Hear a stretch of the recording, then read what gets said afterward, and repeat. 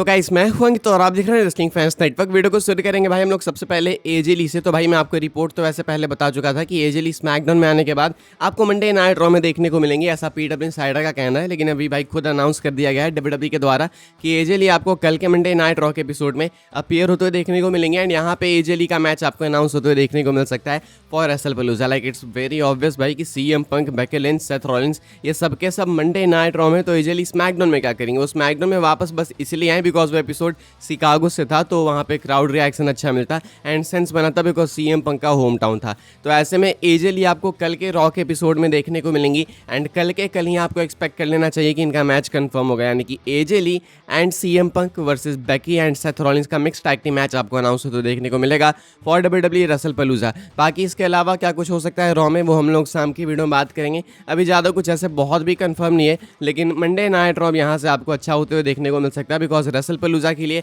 अच्छी बिल्ड करनी है एंड डब्ल्यूडब्ल्यू वाले रेसलपलूजा को काफ़ी मैसिव बनाना चाहते हैं, तो उसके लिए बिल्ड ऑब्वियसली अच्छी होनी चाहिए। तो इसलिए कल का एपिसोड इंपॉर्टेंट होगा, प्रीव्यू में आपको बता दूंगा शाम तक में। आगे बढ़ते हैं हम लोग बात करते हैं एजे स्टाइल्स के बारे में। तो भाई एजे स्टाइल्स की बुकिंग को लेकर आप क्या सोचते हैं? पहले आप मुझे कमेंट करके बताओ, क्या एजे स्टाइल्स को ढंग से बुक किया जा रहा है या फिर एजे स्टाइल्स को वेस्ट किया जा रहा है? क्या ट्रिपल एच इसके लिए दोषी है? बिकॉज एजे स्टाइल्स के बेटे को ऐसा ही लगता है। तो एजे स्टाइल्स ने एक पोस्ट की थी, आपको मालूम ही होगा भाई, वो टाइम क्लॉक वाली, जहाँ पे दिखाया जा रहा था कि उनका जो टाइम है वो धीरे धीरे खत्म होते आ रहा है। लेकिन अब ऐसे में एजे स्टाइल्स की इस पोस्ट के नीचे भाई उनके बेटे ने एक कॉन्ट्रोवर्सी क्रिएट कर दी है। होता कुछ ऐसा भाई कि एक फैन कमेंट करता है एजे स्टाइल्स के पोस्ट के नीचे कि the way triple H is disrespecting AJ is legit pissing me off. And इसके नीचे एजे स्टाइल्स के बेटे ने रिप्लाई किया एंड वो खुद लिखते हैं you ant the only one man. कहता है ये बंदा कि जिस तरीके से ट्रिपल एच एजे स्टाइल्स को डिसरिस्पेक्ट करे, उनको ढंग से बुक नहीं करके, ये चीज़ इनको काफ़ी गुस्सा दिला रही है। तो ऐसे में एजे स्टाइल्स के बेटे रिप्लाई करके कहते हैं कि तुम अकेले नहीं हो, मुझे भी ये चीज़ काफ़ी पिस ऑफ कर रही है, मुझे भी ये चीज़ पसंद नहीं है।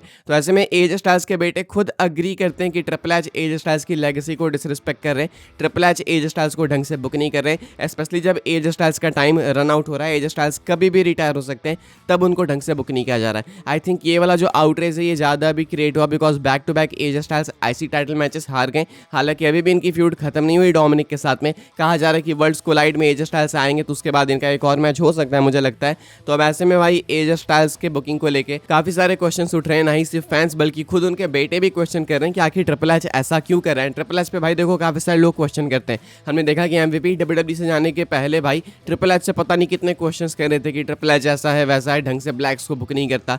काफ़ी सारे सुपरस्टार्स हैं जो कि ट्रिपल एच एरा में आने के बाद काफ़ी बेकार बुक किए गए हैं, लाइक ऑस्टिन थ्योरी तो प्राइम एग्जांपल है। रोमन रेंस की बुकिंग भी काफ़ी खराब हो गई, ये भी मानने वाली बात है। रोमन का डाउनफॉल तभी से है जब से ट्रिपल एच ने कोडी को चैंपियन बनाया। मैं ये नहीं बोल रहा कि कोडी को चैंपियन बनाना गलत डिसीजन था, लेकिन उसके बाद रोमन को कैसे बुक करना है इनको लगा कि मालूम ही नहीं है। तो ऐसे में एजे स्टाइल्स के बेटे से क्या आप लोग अग्री करेंगे, हाँ या फिर ना, लिख के बताना। फैक्ट वाली बात तो है कि एजे स्टाइल्स एक लेजेंड है एंड अभी जो उनको ट्रीटमेंट मिल रही है पिछले कुछ सालों से वो उस लायक तो नहीं मिल रही है। आगे बढ़ते हैं गाइस, हम लोग बात करते हैं अगली स्टोरी के बारे में जो कि डब्ल्यूडब्ल्यू एंड एईडब्ल्यू को लेके कोई करने वाला है भाई सिप्स जंप। मैं आपको बताता हूँ भाई, एक टीज है कोडी वोट्स पीडब्ल्यूएन की तरफ से, बेसिकली पीडब्ल्यूएन की अपडेट है सिंपल बोले तो। एंड इन्होंने हिंट किया है कि कोई तो है जो कि सिप्स जंप करने वाला है, यानी कि कोई या तो एईडब्ल्यू से डब्ल्यूडब्ल्यू में आएगा या नहीं तो कोई डब्ल्यूडब्ल्यू से एईडब्ल्यू में जाएगा। अब देखो 90% चांसेस है कि कोई एईडब्ल्यू से डब्ल्यूडब्ल्यू में आएगा बिकॉज डब्ल्यूडब्ल्यू से एईडब्ल्यू लोग शौक से नहीं जाते हैं, डब्ल्यूडब्ल्यू से एईडब्ल्यू लोग तभी जाते हैं जब उनको रिलीज़ किया जाता है। तो इसलिए मुझे नहीं लगता कि इनको अभी से पता है कि कोई रिलीज़ होगा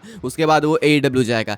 एईडब्ल्यू से लोग डब्ल्यूडब्ल्यू में आना चाहते हैं एंड वो एईडब्ल्यू से रिलीज होना चाहते हैं ताकि वो डब्ल्यूडब्ल्यू में आए। प्राइम एग्जांपल अभी हमारे पास भाई 2-3 अभी हमने देखा कि रिकी स्टार्क्स थे, साथ में एक और नाम अभी आया था पेंटा वगैरह का, रे फिनिक्स का, नॉट पेंटा, रे फिनिक्स का। तो ये सुपरस्टार्स जो है भाई डब्ल्यूडब्ल्यू के अंदर आए हैं खुद बाई चॉइस। एंड अभी और कौन है जो कि सब जंप कर सकता है वो देखना होगा। क्रिस जेरिको के चांसेस हैं, वी ऑल नो कि जेरिको जो है वो डब्ल्यूडब्ल्यू की तरफ आ सकते हैं, वो डब्ल्यूडब्ल्यू के डील को कंसीडर करेंगे। एक आधे सुपरस्टार्स और भी हैं, लाइक वार्डलो का नाम हो गया। वार्डलो हालांकि अभी एईडब्ल्यू में बुक किए जा रहे हैं लेकिन उनके लिए भी डब्ल्यूडब्ल्यू वाले जो है वो इंटरेस्टेड हैं। देन हॉसन का नाम है, तो बहुत सारे नेम्स हैं एईडब्ल्यू में, तो बतेरे नेम्स पर हैं भाई जो कि डब्ल्यूडब्ल्यू में आ सकते हैं, लेकिन कौन आएगा एग्जैक्टली वो नहीं पता। तो इसलिए मैं आपके ऊपर ही छोड़ना चाहूँगा, आप किसको देखना चाहोगे भाई सिप्स जंप करते हुए एईडब्ल्यू से डब्ल्यूडब्ल्यू की तरफ, लिख के बताना। एमजेएफ का एक टाइम था भाई जब लोग कहते थे कि एमजेएफ एमजेएफ आएगा, लेकिन बाद में एमजेएफ ने खुद को काफ़ी लॉयल साबित किया AEW के लिए, तो इसीलिए एमजेएफ तो भाई अभी हाल फिलहाल में नहीं लगते हैं। जॉन मॉक्सली का भी लोग चाहते हैं कि जॉन मॉक्सली भी भाई सिप्स जंप करके AEW से WWE में आ जाए, लेकिन उनका भी अभी चांस बनेगा नहीं, बिकॉज अभी बहुत टाइम है एंड मॉक्सली की डील भाई अभी AEW से खत्म भी नहीं होने वाली, तो इसलिए अभी उनका नाम लेके भी कोई फायदा नहीं है। तो आई थिंक कि डनहॉसन एंड आपके मान लो भाई क्रिस जेरिको, ये टॉप सुपरस्टार्स है जो कि शायद से आपको AEW से WWE में आते हुए देखने को मिल सकते हैं।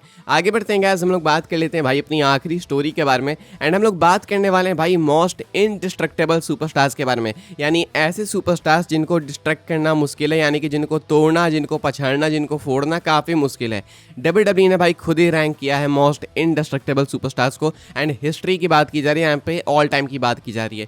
नंबर 1 पे इन्होंने अंडरटेकर को रखा है कि अंडरटेकर को कोई डिस्ट्रक्ट नहीं कर सकता, यानी अंडरटेकर तो भाई अनटचेबल है। नंबर 2 पे इन्होंने ब्रॉक लेसनर को रखा है कि लेसनर भी जो है वो अनटचेबल है एंड अनडिस्ट्रक्टेबल है।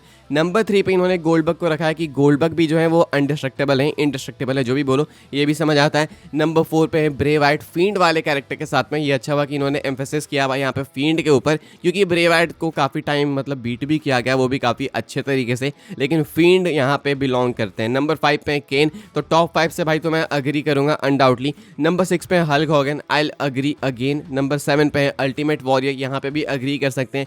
नंबर 8 पे है जेकब फाटू, इसकी बात करेंगे हम लोग आगे। नंबर 9 पे मैनकाइंड एंड नंबर 10 पे सोलो सिक्वा। मैनकाइंड अगर लिस्ट में ऊपर भी होते तो मैं शौक नहीं होता, बिकॉज मैनकाइंड की बात करें एंड जब इनडिस्ट्रक्टेबल की बात आती है तो मैनकाइंड वहाँ पे बिलोंग करते हैं। जब आपको याद आता है कि हेल इन अ सेल के ऊपर से 2 बार फेंका था अंडरटेकर ने, फिर भी मैनकाइंड को कुछ नहीं हुआ, मतलब हुआ था ऑब्वियसली, लेकिन वो सह गए उस चीज़ को, मैच कंटिन्यू किया, तो इससे पता चलता है कि ही इज़ एक्चुअली इनडिस्ट्रक्टेबल। बाकी लेसनर, गोल्डबर्ग, अंडरटेकर, फील्ड, केन, हल्क हॉगन, अल्टीमेट वॉरियर सबका समझ आता है, बट इन दोनों का समझ नहीं आता मुझे, जेकब फाटू एंड सोलो सिक्वा का। मानते हैं कि जेकब फाटू स्ट्रॉन्ग दिखते हैं, he is good in ring and बहुत ही क्रेजी है वो, लेकिन अभी तक वो वाला स्पॉट इन्होंने अर्न नहीं किया है, वो वाली आई थिंक इन्होंने अभी पदवी अर्न नहीं की है कि इनको यहाँ पे हिस्ट्री एंड ऑल टाइम की लिस्ट में डाला जाए। एंड सोलो सिक्वा बिल्कुल भी नहीं भाई, मुझे लगता है कि इनके अलावा आप ब्रॉन स्ट्रोमन को डालते तो ज़्यादा सेंस बनता, शायद इवन रोमन रेंस, हालांकि रोमन का कैरेक्टर इनडिस्ट्रक्टेबल के साथ जाता नहीं है, लेकिन जेकब फाटू एंड सोलो का भी अभी नहीं जाता है। जेकब फाटू बस एक हैवी वेट है, इससे ज़्यादा अभी कुछ नहीं है। जेकब फाटू को इस वाली लिस्ट में आने के लिए कम से कम 1 डेकेड खुद को साबित करना होगा।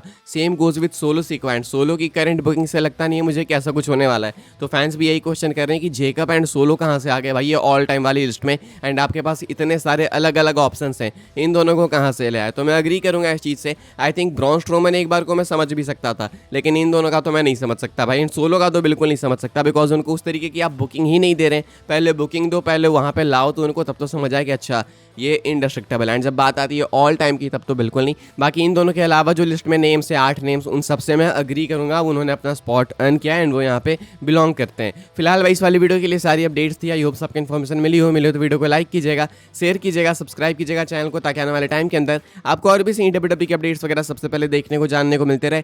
फॉलो कर सकते हैं आप लोग मुझे इंस्टाग्राम एंड ट्विटर पर, लिंक आपको मिलेगा डिस्क्रिप्शन में। ज्वाइन कर सकते हैं व्हाट्सएप चैनल को, उसके भी लिंक डिस्क्रिप्शन में। मिलूंगा मैं आपसे के लिए वीडियो में जल्दी ही, तब तक के लिए good bye, thanks for watching.